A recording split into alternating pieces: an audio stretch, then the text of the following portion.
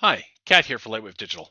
One of the things I've always dreaded as a 3D artist over the years, no matter which package I've used, was the task of building stairs. It can be incredibly time consuming, tedious, and when you're under the gun in a studio environment, or even when you're just wanting to build something for yourself, it can be a real time suck. So in Lightwave 2025, we now have a tool called Construct, which handles this task very well.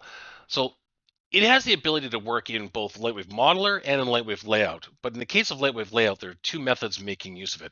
So to demonstrate this, I'm going to create a new null, hitting Control N. We're going to give it a name called Stairs. And we're going to hit P for properties with that null still selected. And we're going to add a modifier called Construct. Now, just to make things a little bit easier here, I'm going to move the camera out of the way. Go back to the object. We'll double click on the Construct tab. And we'll notice that we've got various tabs here with some sub tabs that come in handy for building stuff accurately, while you can still make use of the handles that are in here for making the stairs wider. You can make them taller, change the total run and rise. But I advise that if you're working in layout, especially if you're working in perspective view, that you be very careful with these handles because there's no way to undo their placement after you've made a modification to them, at least not right now. But what I want to demonstrate here is that you've got the ability to create something with Construct, and when you're done, in order to save this out, right now you'll see that you've got an object here with the stairs that have been built. If you want to save it to an object, what you need to do is actually remove that Construct modifier, and then you can go and save it.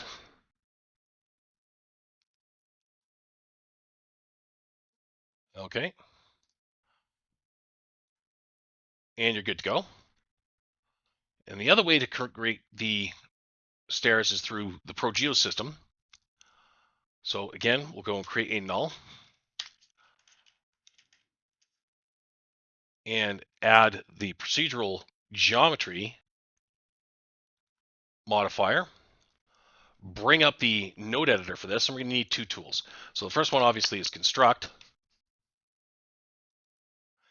and another one is going to be Add Geometry.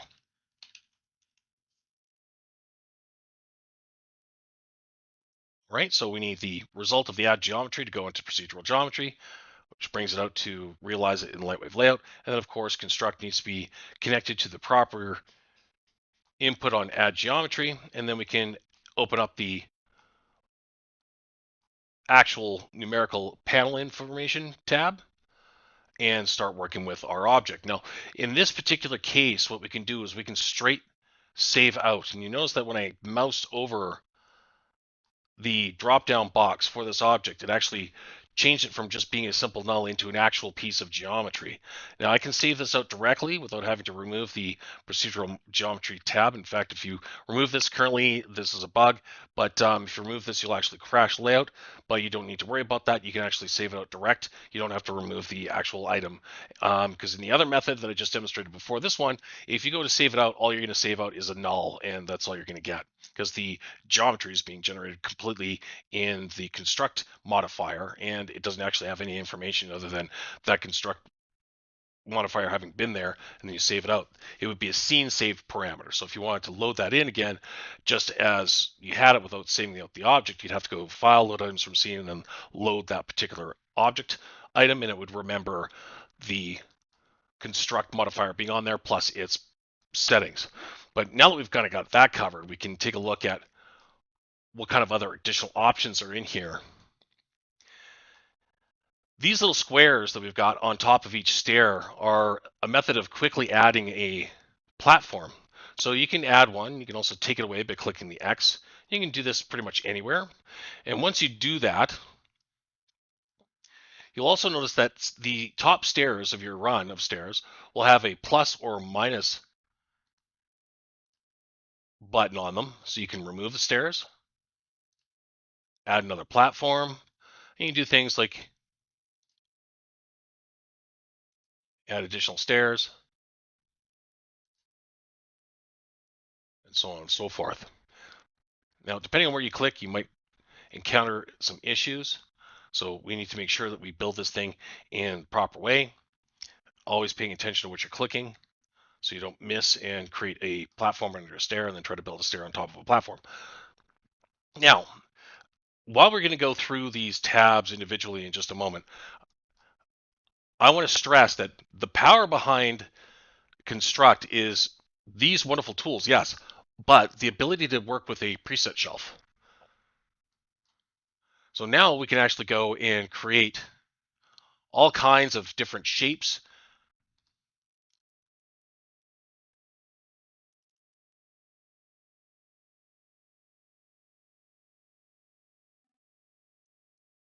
Stairs with rails, different platforms,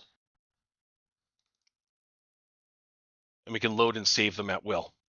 You may have to step forward and backwards in the timeline. This is a function called near time that helps layout and manage data a little bit better, especially on heavy scenes.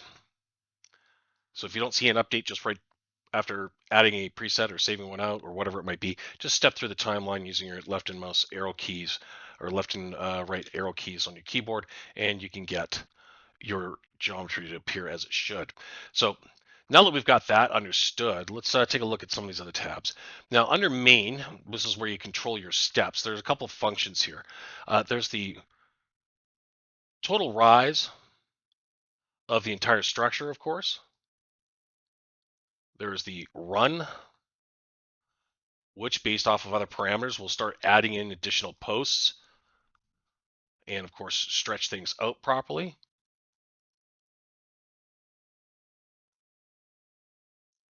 We've also got a function called tread height, which is basically the top of the stair, where you'd actually put your feet. And then we've got a thing called nose, which is kind of the overlapping edge of the stair. And then there's a function called risers. Now, what are risers? Risers are essentially the kickstop in the back of a stair. Different people call them different things. I guess in Lightwave, we're going to call them risers. That might be the proper architectural or construction term. I don't know, but that's what they're going to be called. And we've got another function called bullnose. Now, bullnose basically just rounds off the edge of the leading edge of the stair, gives it some nice aesthetics, so you don't have to go and make this yourself in Modeler, which is a common thing that you would see on a stair, so might as well be able to generate it here. And we've got control over landings. Depending on how many landings you've got in your construct object, you can change things like the run scale, its width scale, and Lightwave will automatically increase things like posts, put in more railing, and keep things conformed to the general idea behind your preset or your initial stair that you built onto. Let's go on to another section called stringers. Stringers are basically the underhang that would be found under a stair or a stair wall or in a stair well that would go to ground. These can obviously be modified. You can change their width. Some ways it might not make sense to. You can also manually put in their height. Something like so. And you'll notice that construct is automatically handling things like the bottom stair and making the geometry conform to that bottom section. Extending it past certain distances, of course, will start to get a little bit wonky, but this is still kind of early days for the tool, but a lot of what it's doing makes perfect sense. And if you had stairs like this, you would likely just use stairs to ground or stringers to ground. And stringers really only works common sense fashion. Another function that's very similar to this is posts. You have the option of putting posts either none, right, left, and in this case, which makes sense visually, is both. You also have the ability to change things like the max distance, the absolute distance between them, the shape classic types of posts. But be advised, this is something that you should do not to a preset after the fact, but when you're working to make your own stairs. Because some of this is configured essentially based off of original parameters, and sometimes the construct tool doesn't know exactly where things are. So if we want to go through the process of creating a new one, this is where you would work your way through, starting with the steps, the landings, the stringers, the rails, spindles, posts, and so on and so forth until you get to the end. And then you would have everything placed nicely and it would know exactly what was going on. And then you could start moving things around, total rise, total run, and everything would fall into place. So keep in mind that it does have kind of a linear workflow. So left to right, bring out the individual elements one at a time and going from there. And you do have choices of rails. You can go round, go smooth rail. There are rail joints that are adjustable. And of course, you got another function called spindles. Spindles, you want them on left, right. In this case, both. We can very quickly build a barrier that's in between each one of these rails so that people aren't taking a big tumble when they get their feet twisted in between these things and then snap it off. They have to go to the hospital with your little motion capture data people that are walking around. We can also do them as round, double X, fancy. Turn off horizontal spindles here for a second so you can see what that fancy ones look like. Gothic, slender spindle, spindle spiral. Now, really cool thing about the round ones, especially if you have round rails, is this function with spindles where you can go spindle bottom. And you see that we've got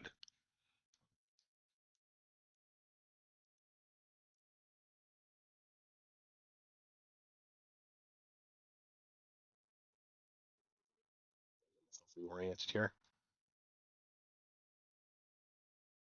We've got little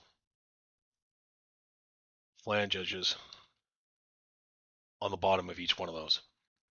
Very cool stuff. These can be extended. They do have little handles on them. Depends on what your rail offset is.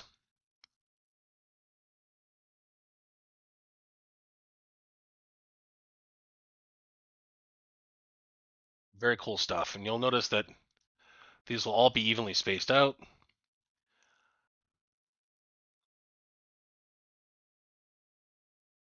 Bottom spindle board. Pretty cool. Horizontal spindles going to something like round.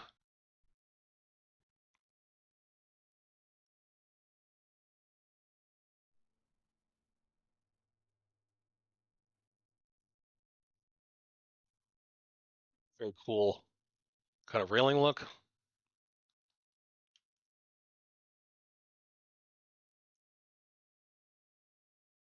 don't think that those are going to work for us with that particular preset. That's okay. Spindles for span. All kinds of different functions that can work together. But again, this is a very linear workflow. So as you're building this, you need to pay attention as to what's going to work and what's not going to. So let's go and load another preset here.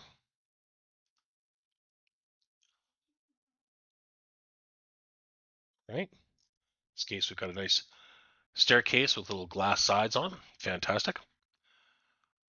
And we can add another twist that landing. Great stuff. Gets ourselves some posts in here. Post to ground. Awesome. Very quick, very fast, very easy to do.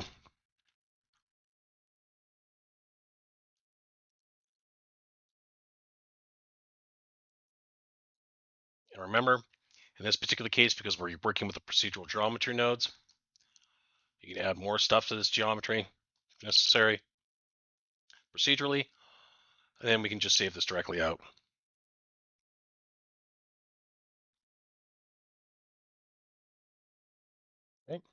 Cool. But let's say we want to save this preset. Why? Because we like it and we want to use it for something else.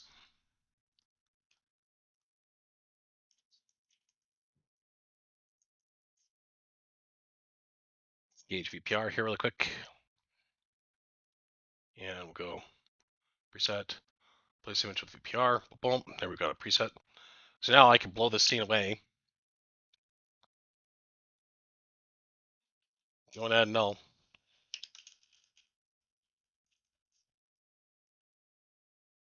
Add the modifier.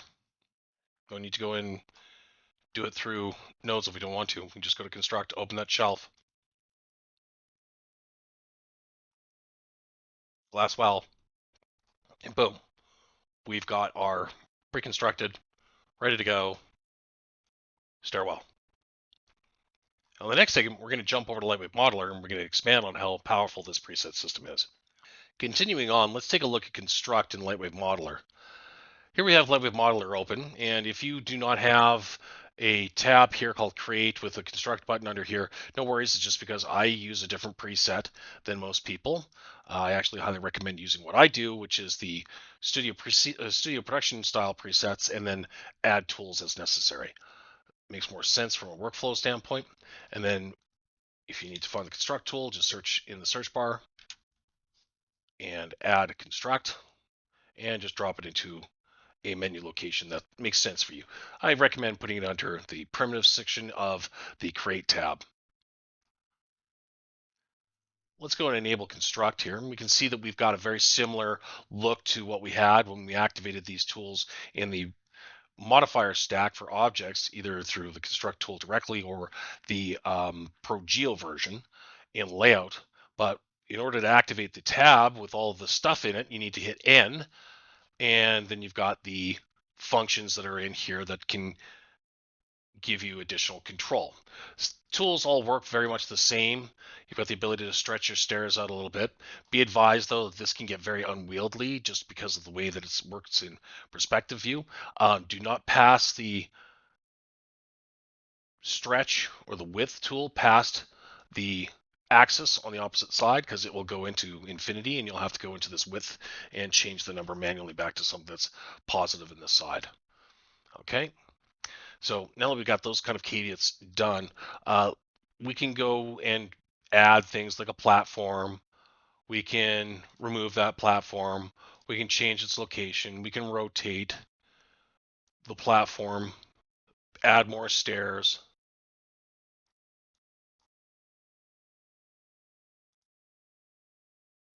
Remove stairs using the minus button.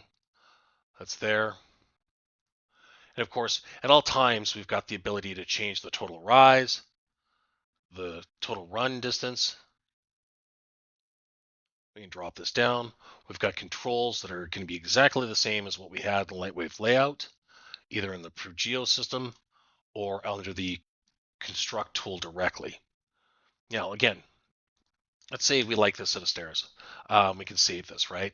But what if we want to save that preset? Well, I just fixed that preset, so now it's kind of gone. So when you go to build some stairs with construct, always make sure that you're saving these presets, because that way, if you somehow lose the model or it gets misplaced or screwed up in some way, or somebody didn't do something with it right, you can go back to that preset and make modifications. So let's go right back to construct, and let's go and take a look at a preset that I kind of like. Let's add a preset. Let's load a preset. And that preset is this stage platform. I really like this one. Okay, so to get the interface to wake up here, we may have to click the actual construct menu, and that'll force a refresh with the data that's contained inside of that menu. And then we can start adding things like the bull nose to this. Okay, very cool. I want some rails, both sides. I want some posts on both sides. And I want some spindles in here as well, both sides.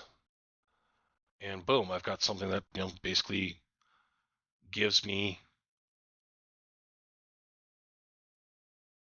a platform with a railing on both sides, some stairs going up to another section, and at any time, again, I can change a lot of these parameters and it'll make all the necessary adjustments for me. I don't have to go back and individually model each piece or move each piece manually again. It'll do it for you. So if I like this preset, I can go and add this. So we'll call this scrunched platform or something similar. And then we can just bounce over to layout. If we want to keep this object the way it is, hit enter to drop the tool. Now it's a fixed object. You can do things like UV it, make additional modifications, fracture it, get it ready for being blown up or something, whatever it might be. So I can save this out.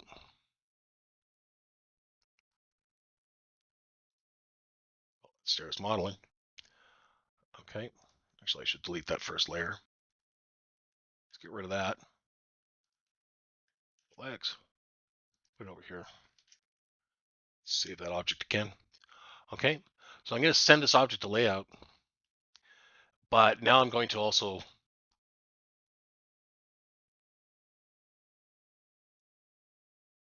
create a new null.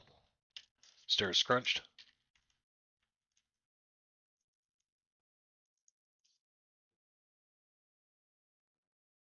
I want to add the construct. Go and open our preset shelf.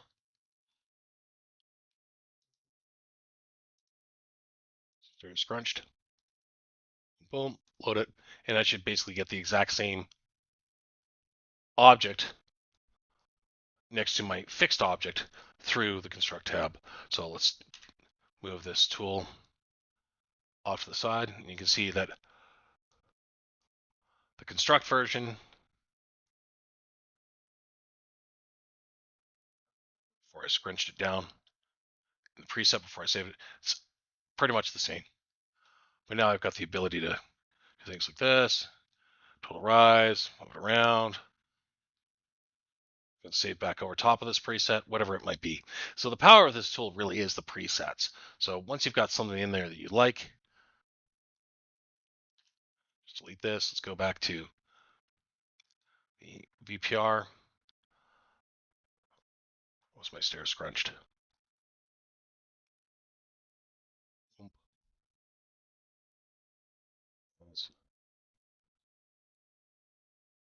Centered. Yep. Try with a new null.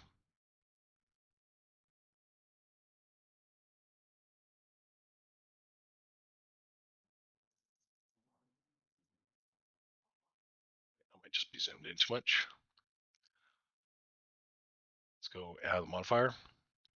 Construct. Boom. Look for our preset.